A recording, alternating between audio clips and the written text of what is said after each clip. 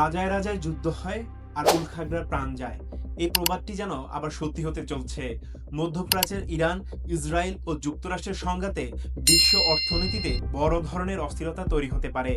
আর সেই প্রভাব থেকে রেহাই পাবে না আমদানি নির্ভর বাংলাদেশও।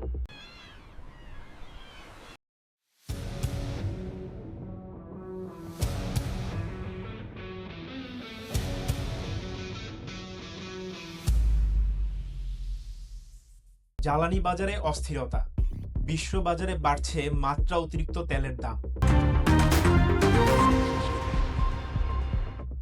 বাংলাদেশের জ্বালানি তেলের বাজার প্রায় শতভাগ আমদানি নির্ভর। বর্তমানে দেশে প্রায় 1,36,000 মেট্রিক টন জ্বালানি তেলে মজুদ রয়েছে, যা দিয়ে গড়ে 1 থেকে 1.5 মাস দেশের চাহিদা পূরণ করা সম্ভব। কিন্তু এর মধ্যেই অনেক পেট্রোল পাম্পে জ্বালানি সরবরাহ কমিয়ে দেওয়া হয়েছে। ঢাকার বিভিন্ন পাম্পে দেখা দিয়েছে দীর্ঘ লাইন, আর ক্রেতাদের অভিযোগ চাহিদার তুলনায় কম তেল দেওয়া হচ্ছে। তবে সরকার সংকট কাটাতে ইতোমধ্যে 8টি জাহাজে করে তেল ও গ্যাস এনেছে। সরকার বলছে খুব শীঘ্রই কেটে যাবে এ সংকট। গ্যাস সংকটে উৎপাদনে ধাক্কা, বন্ধ হচ্ছে কারখানা। দেশে প্রতিদিন গ্যাসের চাহিদা 380 কোটি ঘনফুট, কিন্তু সরবরাহ করা হচ্ছে মাত্র 265 থেকে 270 কোটি ঘনফুট। এর মধ্যেই সরকার আরও প্রায় 20 কোটি ঘনফুট গ্যাস সরবরাহ কমিয়ে দিয়েছে।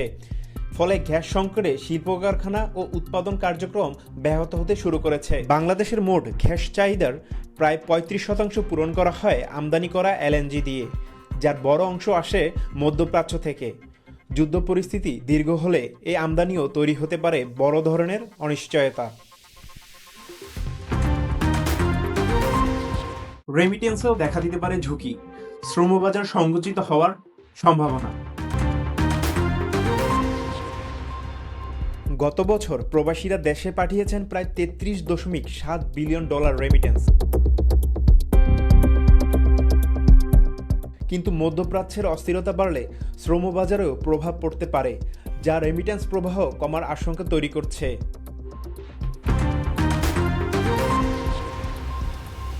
সব মিলিয়ে মধ্যপ্রাচ্যের যুদ্ধ পরিস্থিতি শুধু সেই অঞ্চলের জন্যই নয়, বরং বাংলাদেশ সহ অনেক দেশের অর্থনীতির জন্য বড় ঝুঁকি হয়ে উঠতে পারে।